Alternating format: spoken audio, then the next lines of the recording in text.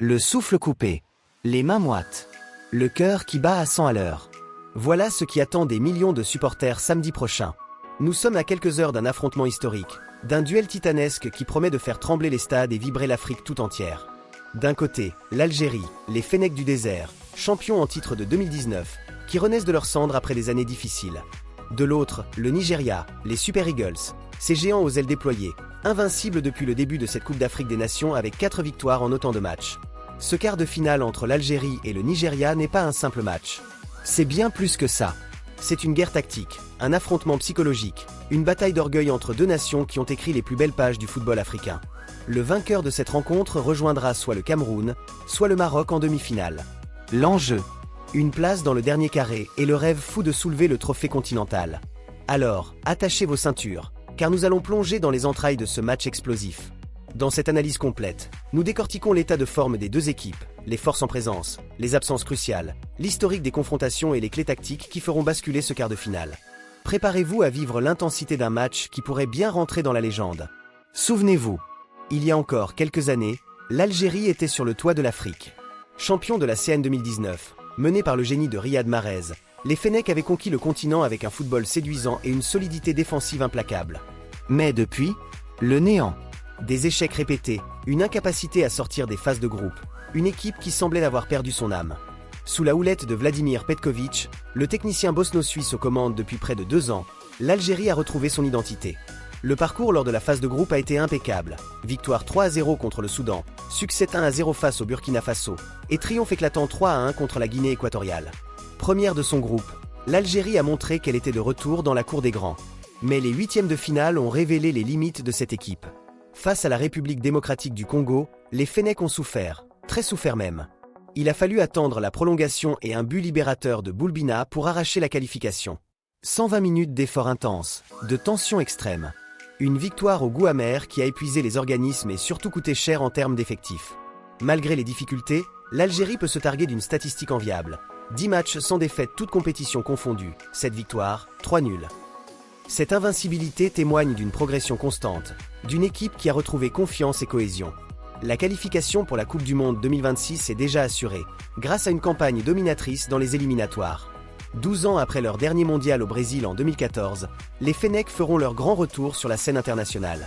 Cette qualification anticipée permet à Petković et ses hommes de se concentrer pleinement sur la CAN, sans pression supplémentaire. Riyad Mahrez, le maestro algérien, reste l'atout majeur des Fennecs. Avec 37 buts en 110 sélections, l'ancien joueur de Leicester et Manchester City, désormais à Al Ahly en Arabie Saoudite, porte l'attaque algérienne sur ses épaules. Auteur de 3 buts lors de la phase de groupe, Mahrez a curieusement été muet en huitième de finale face à la RDC, incapable de peser sur une défense congolaise très regroupée. C'est là qu'intervient Boulbina, le héros surprise.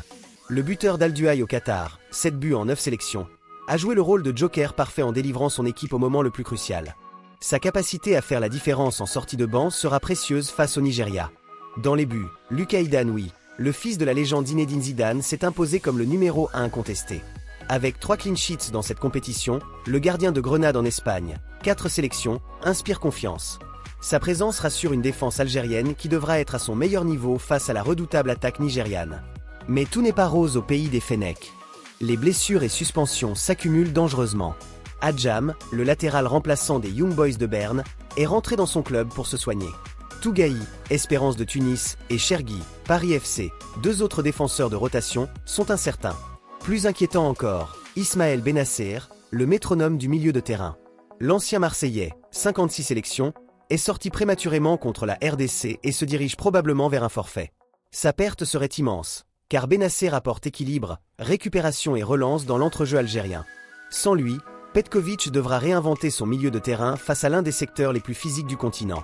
Enfin, Hadj Moussa, Feyenoord, utilisé en sortie de banc, est suspendu pour accumulation de cartons. Autant de coups durs qui fragilisent une équipe déjà éprouvée par 120 minutes de prolongation. Si l'Algérie a retrouvé des couleurs, le Nigeria impressionne par sa régularité et son efficacité. Les Super Eagles sont la seule équipe de cette CAN à avoir remporté tous ses matchs, 4 victoires en 4 rencontres. Un sans faute remarquable qui en fait l'un des grands favoris pour le titre. Lors de la phase de groupe, le Nigeria a fait respecter la hiérarchie avec autorité. Victoire 2-1 contre la Tanzanie, succès 3-2 face à la Tunisie, et triomphe 3-1 contre l'Ouganda. Certes, certains scores ont été serrés, mais les Nigérians ont toujours trouvé les ressources pour l'emporter. En huitième de finale, ils ont définitivement étalé leur puissance en infligeant une véritable correction au Mozambique. Bien que le score exact ne soit pas mentionné, la domination a été totale, confirmant que cette équipe possède plusieurs niveaux de jeu. Il ne faut pas oublier que le Nigeria était finaliste de la dernière CAN en 2023, s'inclinant face à la Côte d'Ivoire dans un match dramatique. Cette déception a laissé des traces, mais elle a aussi forgé la détermination de ses joueurs. Ils reviennent avec une faim de revanche, une envie de prouver qu'ils méritent de soulever le trophée. L'attaque nigériane fait trembler toutes les défenses africaines grâce à son duo infernal Osimhen-Lookman. Victor Osimhen, le buteur star du Galatasaray, prêté par Naples, cumule 34 buts en 49 sélections. Dans cette CAN, il en est déjà à 3 réalisations, dont un doublé décisif en huitième de finale contre le Mozambique. Osimhen, c'est la puissance incarnée, explosif, costaud, efficace dans les airs comme au sol. Un cauchemar pour n'importe quelle défense centrale. À ses côtés, Ademola Lookman, Atalanta Bergame, joue le rôle de complément parfait. Avec 11 buts en 38 sélections, l'ailier attaquant anglais d'origine nigériane apporte vitesse, technique et créativité.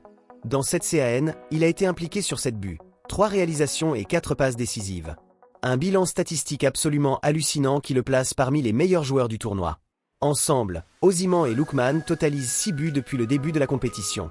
Face à une défense algérienne affaiblie et fatiguée, ils auront une occasion en or de continuer leur festival offensif. Mais réduire le Nigeria à son duo d'attaquants serait une erreur. Adams, FC Séville, l'avant-centre cadre, a lui aussi contribué avec un but et 2 passes décisives dans ce tournoi. Toutefois, sa présence pour ce quart de finale reste incertaine pour raisons personnelles, ce qui pourrait légèrement perturber l'animation offensive. Au milieu de terrain et en défense, les Super Eagles peuvent compter sur un bloc solide, même si des absences importantes sont à déplorer. Basset, Fulham, 42 sélections, le défenseur central titulaire, est suspendu pour ce match, une perte non négligeable. De plus, le Nigeria dispute ce tournoi sans Ena, Nottingham Forest, et l'expérimenté Trostekong, Al-Kholoud, 2 cadres défensifs. L'attaquant des Serres, Panathinaikos, s'est blessé et ne participera pas au reste de la compétition. Paradoxalement, malgré leur domination continentale, les Super Eagles sont échoués à se qualifier directement pour la Coupe du Monde 2026. Terminant deuxième de leur groupe éliminatoire, ils ont dû passer par les barrages africains en novembre dernier. Et là, coup de massue, défaite au tir au but contre la RD Congo, 1-1, 3-4 TAB, les privant d'une place pour les barrages intercontinentaux. Cet échec cuisant pourrait jouer dans les deux sens. Soit il motive encore plus les Nigérians à briller en CAN pour effacer cette déception, soit il laisse planer un doute sur leur capacité à gérer la pression des grands rendez-vous. À suivre de près. Quand on regarde l'historique récent des confrontations entre l'Algérie et le Nigeria, les Fennecs peuvent sourire. Ils restent sur 3 victoires consécutives face aux Super Eagles, la dernière remontant à 2022 lors d'un match amical soldé par un succès 2-1. Cette série positive peut jouer un rôle psychologique non négligeable. Dans le football de haut niveau, la confiance est un facteur déterminant. Savoir qu'on a battu son adversaire à plusieurs reprises récemment peut libérer les esprits et renforcer la croyance collective. Mais il ne faut pas oublier l'histoire plus lointaine. Dans les années 2000 et 2010, le Nigeria a très souvent dominé l'Algérie. Les Super Eagles ont régulièrement pris le dessus lors des confrontations directes, notamment dans des compétitions officielles. Cette rivalité historique ajoute une couche de tension supplémentaire à ce quart de finale. Les deux nations ont leurs arguments, leurs périodes de gloire respectives. Ce match est aussi une question d'orgueil, de fierté nationale. L'Algérie a joué 120 minutes en huitième de finale. C'est un facteur crucial qu'il ne faut pas négliger. Même avec 2 ou 3 jours de récupération, les organismes ont été mis à rude épreuve. Les muscles, les articulations, le mental, tout a été sollicité au maximum. Face à une équipe nigériane fraîche physiquement et qui n'a eu besoin que de 90 minutes pour se qualifier, les Fennecs pourraient accuser le coup dans les dernières minutes du match. Vladimir Petkovic devra gérer intelligemment son effectif, peut-être en procédant à des changements précoces pour maintenir de l'intensité. La probable absence d'Ismaël Benasser est une catastrophe pour l'Algérie. Le milieu de terrain est le cœur battant de l'équipe, celui qui récupère les ballons, orchestre les transitions, protège sa défense. Sans lui, l'équilibre tactique sera perturbé. Petkovic devra trouver une solution. Confier plus de responsabilités à un autre milieu? Modifier le système de jeu? Jouer plus défensif? Chaque option comporte des risques face à l'armada offensive nigériane. C'est la question qui hante les défenseurs algériens. Comment contenir 2 des meilleurs attaquants africains du moment, qui cumulent 6 buts à eux 2 dans cette CAN? La clé résidera probablement dans l'anticipation et la solidarité défensive. Il faudra empêcher les services vers Osimhen, ne pas lui laisser d'espace pour se retourner, et surtout couper les lignes de passe vers Lookman qui évoluent souvent dans les espaces entre les lignes. Lucas Hidane devra également être impérial. Avec 3 clean sheets dans cette compétition, il a montré qu'il pouvait être un rempart solide. Mais face à Osimhen et Lookman, le niveau de difficulté monte d'un cran. Si les Fennecs ont des problèmes à l'arrière, le Nigeria aussi. La suspension de Bassey, défenseur central titulaire avec 42 sélections, est un coup dur. Son remplaçant aura-t-il la même solidité?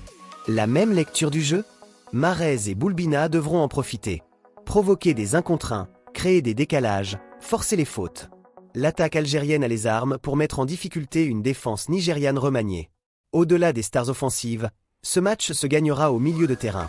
L'équipe qui contrôlera cette zone dicter le tempo, orientera le jeu, coupera les circuits adverses. Sans Benasser, l'Algérie partira avec un handicap. Mais les Nigérians devront également se montrer vigilants. Si les Fennecs parviennent à étouffer le jeu dans l'entrejeu, à ralentir les transitions rapides nigérianes, ils peuvent espérer neutraliser l'impact d'Osimhen et Lookman. Dans les matchs serrés, les phases arrêtées font souvent la différence. Corner, coup franc, penalty, tout peut basculer sur une situation fixe.